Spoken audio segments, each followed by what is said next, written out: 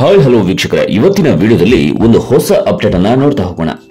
ಈಗ ಆಲ್ರೆಡಿ ಜನರಲ್ಲಿ ಇರುವಂತಹ ಗೊಂದಲ ಏನಪ್ಪಾ ಅಂತಂದ್ರೆ ಗೃಹಲಕ್ಷ್ಮಿ ಮತ್ತು ಶಕ್ತಿ ಯೋಜನೆಗಳು ಬಂದ್ ಆಗ್ತಾ ಇವೆ ಅನ್ನುವಂಥದ್ದು. ಅದಕ್ಕೆ ಪೂರಕವಾಗುವಂತೆ ಸಾರಿಗೆ ಸಚಿವ ರಾಮಲಿಂಗಾರೆಡ್ಡಿ ಅವರು ಒಂದು ಮಾಹಿತಿಯನ್ನ ಕೊಟ್ಟಿರುವಂತದ್ದು. ಅದು ಏನು ಅಂತ ತಿಳ್ಕೊಳ್ತಾ ಹೋಗೋಣ.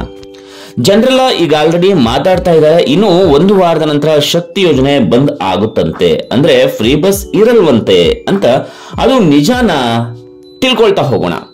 ಸಚಿವ ರಾಮಲಿಂಗಾರೆಡ್ಡಿ ಅವರು ಖುದ್ದಾಗಿ ಕ್ಲಾರಿಟಿಯನ್ನ ಕೊಟ್ಟಿರುವಂತದ್ದು. ಅದು ಏನು ಅಂತ ನೋಡ್ತಾ ಹೋಗೋಣ. ನಿಮ್ಗೆಲ್ಲ ತಿಳಿದಿರೋ ಹಾಗೆ ಶಕ್ತಿ ಯೋಜನೆ ಸ್ಟಾರ್ಟ್ ಮಾಡಿ ಇವತ್ತಿಗೆ 1 ವರ್ಷ ಆಗಿದೆ. ಅಂದ್ರೆ 2023 ಜೂನ್ 11ರಂದೇ ಶಕ್ತಿ ಯೋಜನೆಯನ್ನ ಜಾರಿಗೆ ತಂದಿದ್ದು. ಹಾಗಾಗಿ ಸಾರಿಗೆ ಇಲಾಖೆಯಿಂದ ಒಂದು ಭರ್ಜರಿ ಗುಡ್ ನ್ಯೂಸ್ ಕೂಡ ಇದೆ. ಶಕ್ತಿ ಯೋಜನೆ ಬಂದ್ ಆಗುತ್ತೋ ಇಲ್ವೋ ನೋಡೋಣ.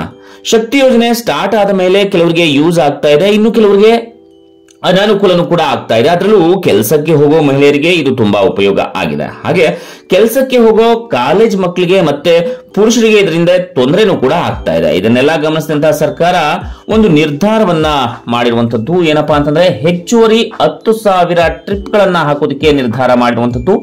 ಅಂದ್ರೆ ನಿಮ್ಮ ರೂಟ್ ಗಳಿಗೆ ಇನ್ನೂ ಜಾಸ್ತಿ ಬಸ್ಗಳು ಬರ್ತಾ ಇರುವಂತದ್ದು. ಅದರಿಂದ ಶಕ್ತಿ ಯೋಜನೆಯಿಂದ ತುಂಬಿ ತುಳುಕ್ತಾ ಇದ್ದಂತಹ ಬಸ್ಗಳು ಸ್ವಲ್ಪ ಕಡಿಮೆ ಆಗಬಹುದು.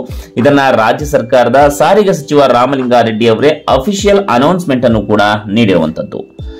ಮೇನ್ ಆಗಿ ಲೋಕಸಭಾ ಚುನಾವಣೆ ನಡೆದ ಮೇಲೆ ಕಾಂಗ್ರೆಸ್ ಕಡಿಮೆ ಮತ ಬಂದಾಗಿನಿಂದ ಜನರೆಲ್ಲ ಹೇಳ್ತಾ ಇದ್ರು ಇನ್ಮೇಲೆ ಶಕ್ತಿ ಯೋಜನೆ ಬಂದ್ ಆಗುತ್ತೆ ಅಂತ. ಹಾಗಿದ್ರೆ ಈ ಶಕ್ತಿ ಯೋಜನೆಯನ್ನ ನಿಲ್ಲಿಸ್ತಾರಾ ಇಲ್ವಾ ಅನ್ನೋ ಡೌಟ್ಗೆ ಕ್ಲಾರಿಟಿ ಏನಂದ್ರೆ ಸಾರಿಗೆ ಸಚಿವ ರಾಮಲಿಂಗಾರೆಡ್ಡಿ ಕನ್ಫರ್ಮ್ ಮಾಡಿದ್ದಾರೆ, ಶಕ್ತಿ ಯೋಜನೆ ನಿಲ್ಲೋದಿಲ್ಲ ಅಂತ ಹೇಳಿದ್ದಾರೆ. ಹಾಗಿದ್ರೆ ಇನ್ನು ಮುಂದೇನು ಕೂಡ ಶಕ್ತಿ ಯೋಜನೆ ಕಂಟಿನ್ಯೂ ಆಗುತ್ತೆ ವೀಕ್ಷಕರೇ. ಇದರ ಬಗ್ಗೆ ತಲೆಕೆಡಿಸಿಕೊಳ್ಳುವಂತ ಅವಶ್ಯಕತೆ ಇಲ್ಲ.